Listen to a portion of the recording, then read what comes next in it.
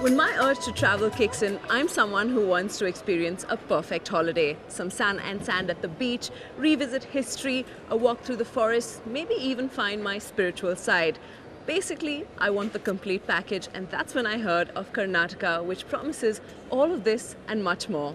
I'm Anjana Appanna at the Bangalore International Airport, and I'm setting off into the state right now with book, baggage, and a head filled with excitement, hoping to discover the many worlds in Karnataka.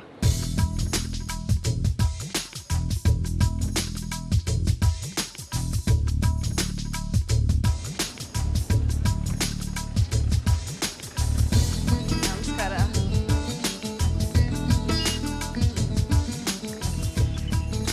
Okay, I'm all set and very, very excited. I've got on my traveling boots, my car is ready, and well, I just can't wait to hit the road. I get the feeling I'm not just going to discover a whole lot of Karnataka, I think I'm going to find a bit of myself in there as well.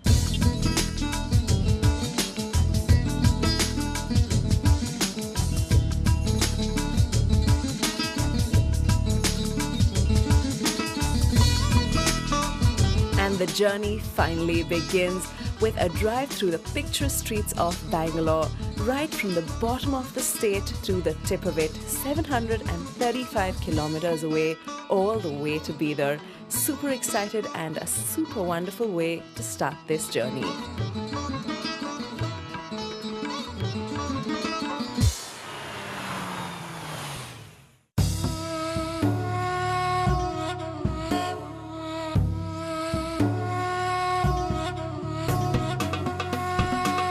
As you enter Bidar town, the last thing you expect is to be taken on a journey back in time. Yet that's exactly the feeling as you walk through Bidar Fort. The brick red domes stand witness to the splendor of the Bahmani rulers.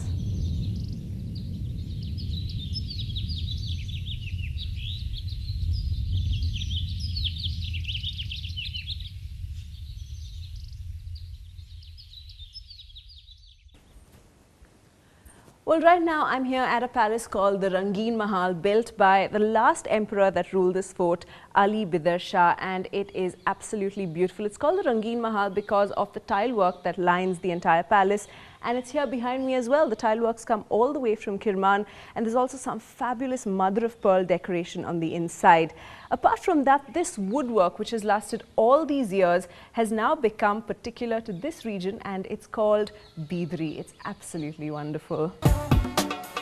After a walk through Rangeen Mahal, make sure you go right on top of the palace for a beautiful bird's eye view of the entire expanse of the fort, where you can truly appreciate the architecture of the Bahmani rulers. Located at the absolute tip of the state, Bidar is a great way to explore the rich textural culture of Karnataka. This fort here, the Bidar Fort, was built back in 1426 by the first Bahmani ruler, Sultan Ahmad Shah Wali, and it truly is beautiful. The pavilions, the palaces, the battlements, the fountains, the gardens, all of it. It has the perfect makings of an Arabian Nights fantasy.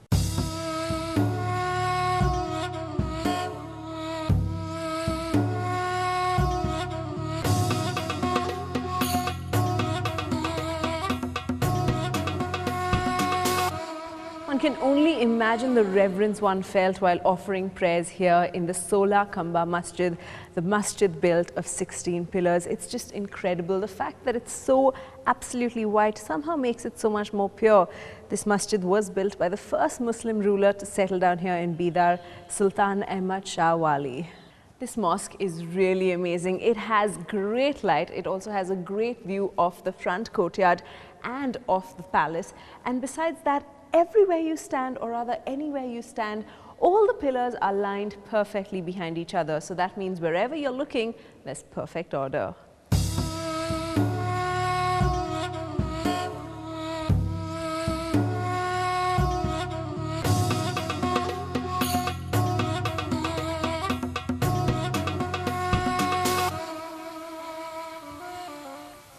After you've been to the Bidar Fort, the next stop has got to be this spectacular location. Here lie enshrined the 7 tombs of the Bahmani Sultans. And well, it's just one of those images that's going to stay with you for a lifetime.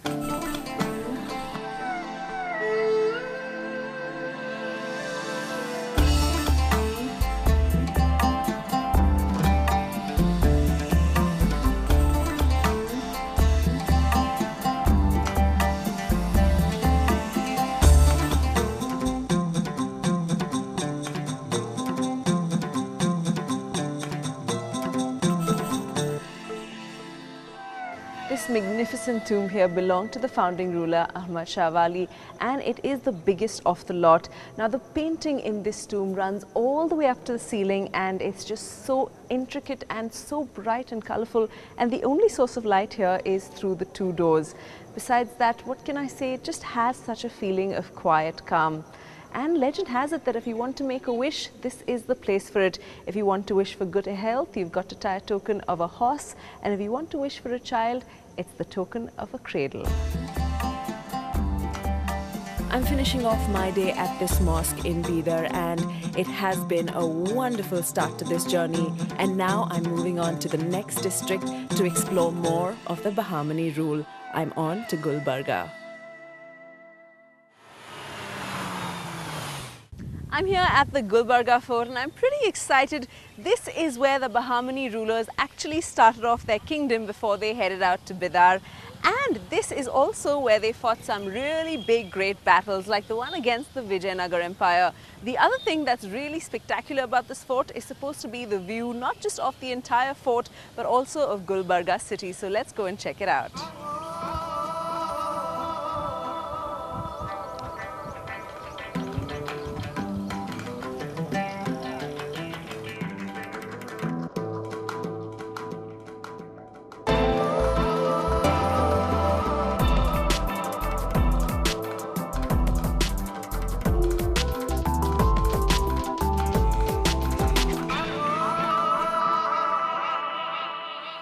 The Gulbarga Fort is like a museum of sorts that house several temples, mosques, courtyards, gardens and so much more. And the masterpiece is what you see here behind me, the 38,000 square foot Jama Masjid, which is reminiscent of the great mosque of Cordoba in Spain. These crumbling ruins really take you back to the glorious past of Karnataka.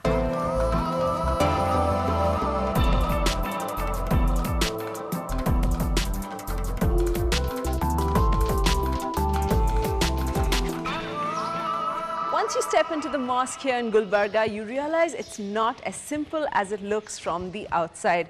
The Jama Masjid truly is spectacular in its architecture. It has 126 pillars, 247 arches and 105 domes. Simply spectacular. You've actually got to be here to experience the beauty of this place. After you visited Bidar and Gulbarga, you can truly understand the majesty of the Bahmani rulers. And now I'm on to more history. I'm moving on to the land of the Gol Gumbaz, Bijapur.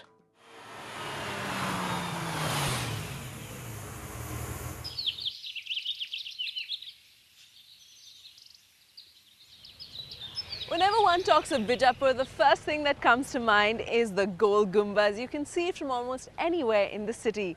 This monument was built by Emperor Muhammad Adil Shah as a tomb for himself 20 years before he passed on. Now that's what I call going out in style.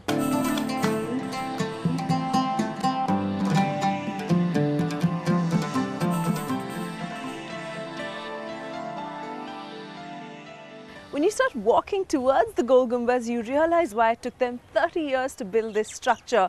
It's absolutely beautiful, the detailing on this building, and the fact that it's so massive makes you feel tiny. While you walk in, you realize it's sheer architectural genius. There are 8 pillars on the outside, each 90 feet high, and that is what actually holds the dome. So when you look at the dome from the underneath, it looks completely unsupported, like it's suspended from the sky.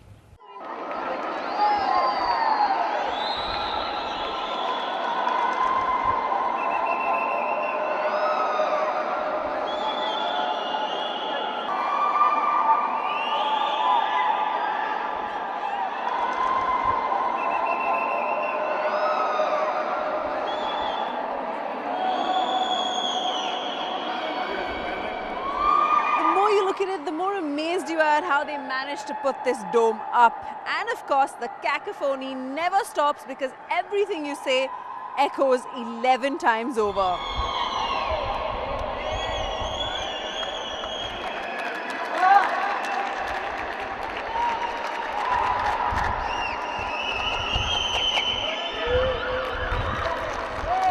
The view from up here is so completely worth those 5 flights of stairs. When you're here, make sure you do this.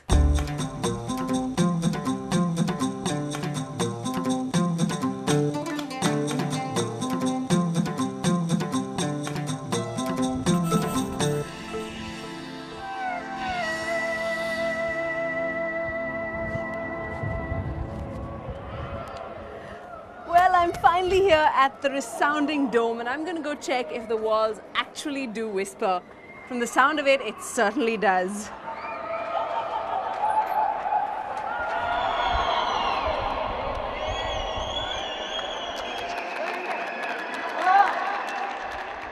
This place is really amazing. The fact that it's so high, it's white, the dome is lovely, it's windy, all of that adds up to the magic of this place. But you know what's really cool? Listen to this.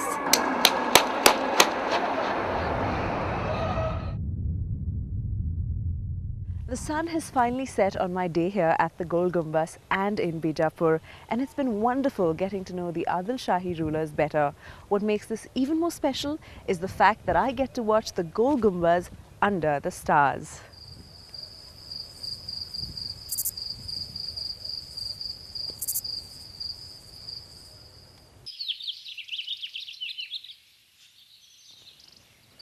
This is the Ibrahim Roza, and as you can see, it is an absolutely beautiful structure. It may not be as popular as the Gol Gumbaz, but the scale of it is just as large. It was built by Ibrahim Adil Shah as a tomb for his wife, but that happened to be the year that he passed away, and so this became his resting place.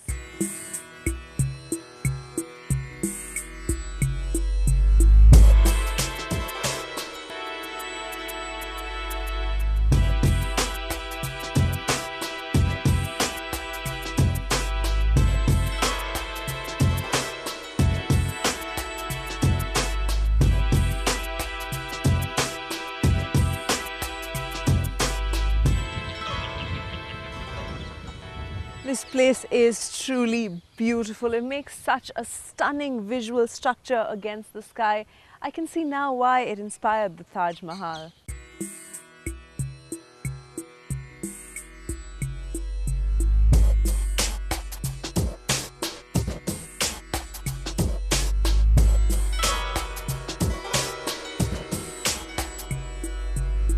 Of course, when one mentions Bijapur, the first thing you think of is the Gol Gumbaz. But trust me, once you're here at the Ibrahim Roza, you will be completely awestruck by the beauty of this place.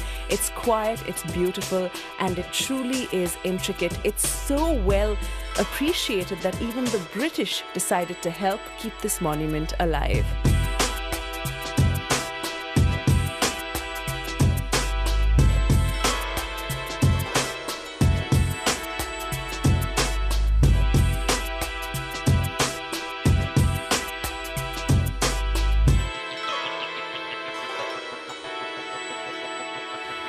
This place truly is beautiful. It's so quiet, calm, and the carvings on these wooden windows and all the intricate detailing outside just makes it the most perfect place to rest, I guess.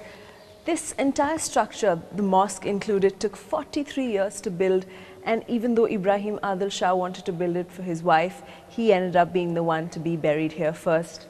That's his tomb there. Alongside is his wife's tomb, Taj Sultana, his mother and his 3 children.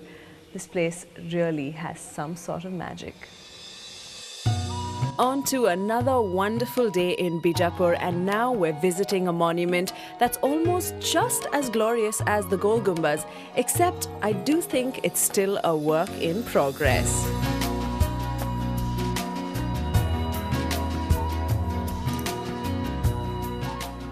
Now we're on to a monument built by the next of the Adil Shahi rulers. Well, this one is the Barakaman, and it's a mausoleum that was being built by Ali Adil Shah, but unfortunately he lost his life in a conspiracy and the monument remains unfinished, as you can see here behind me. Bara Kaman translated literally means 12 arches in Urdu. Well, it's said that he was trying to build it high enough so that the shade of this would fall directly on the Gol Gumbaz built by his father.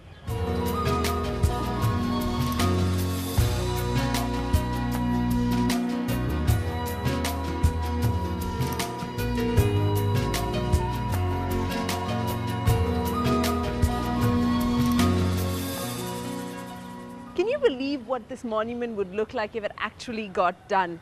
The architect initially built concentric arches, and once the entire wall was erected, he knocked off the innermost arches and just left the ones on the outside. And can you believe that these stones are actually held together by iron rings, not cement? Isn't that really cool?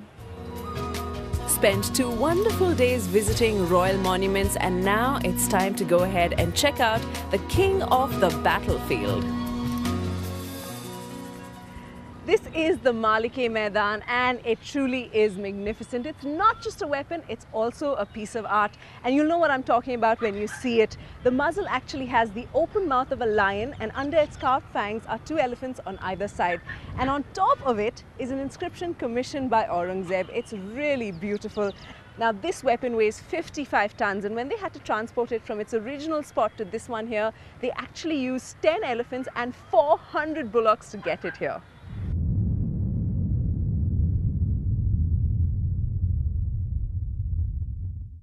And now, driving along, it's time to move on and travel back in time into the Chalukyan era to experience a dose of their beautiful architecture.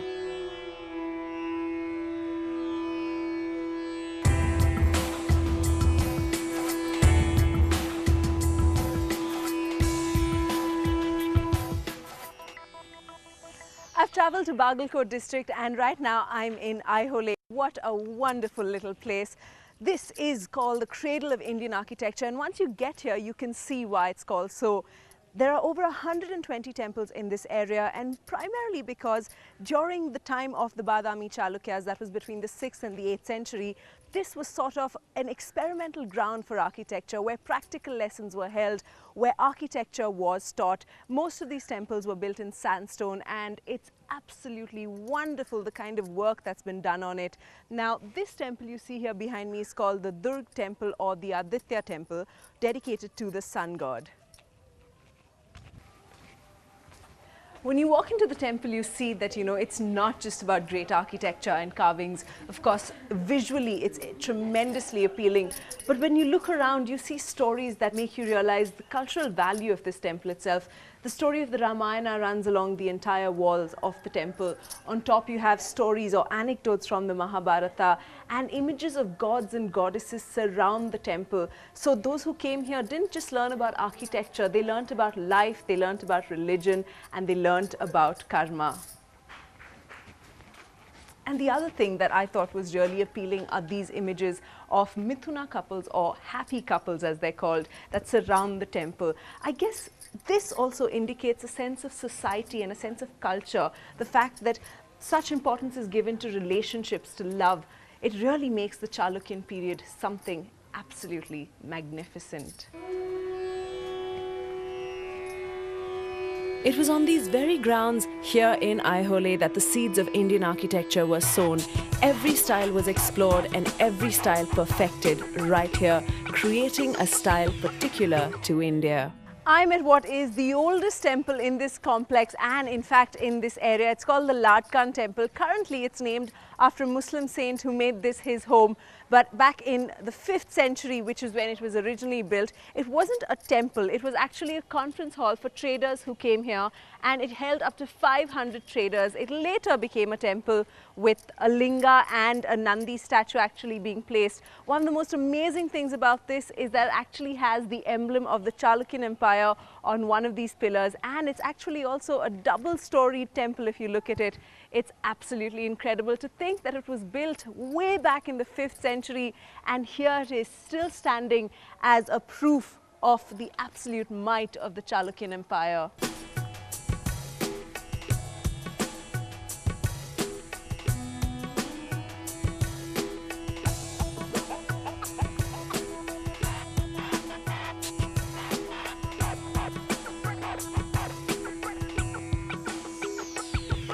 This is really exciting. I'm at the first ever cave that was utilized by the Chalukyan architects in the 6th century.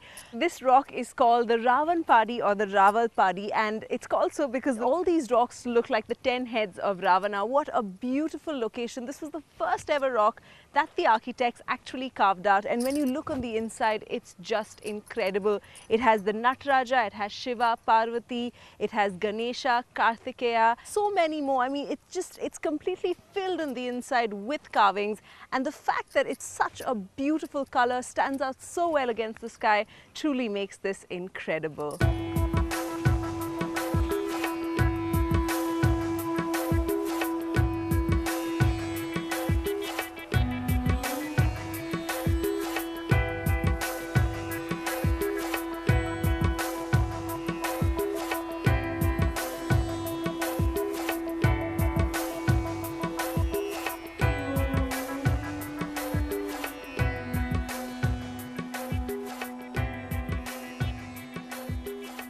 I've just gotten to the Huchapaya temple, and this temple is actually pretty untouched, which means it's pretty undamaged. So you can actually see the formations of the Mithuna couples or the happy couples. There are also a few other carvings and inscriptions that run along the walls. Now there's also this really famous inscription by a very well-known painter of the time. His name is Naraswabba, and he has proclaimed in that inscription that there was no one as great as him before him, and that there never will be anyone as good as him after.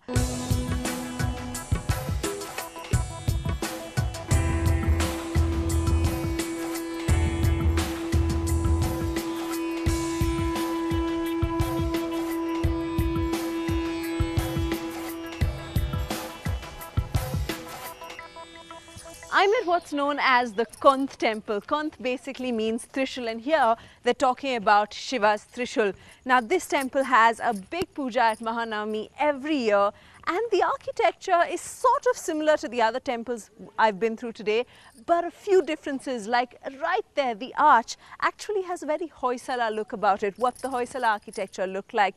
Altogether, it does make a lovely picture. I can imagine what that Mahanavami puja must be every year at the Konth temple.